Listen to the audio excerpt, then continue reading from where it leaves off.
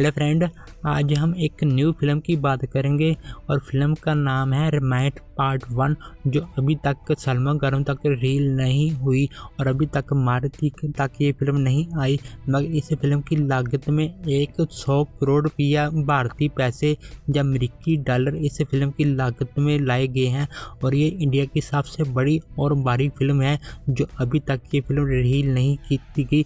और ये 2026 के आखिरी दिनों में यानी देविया और उनके जो एक दिन वहाँ पर ये फिल्म रिलीज की जाएगी।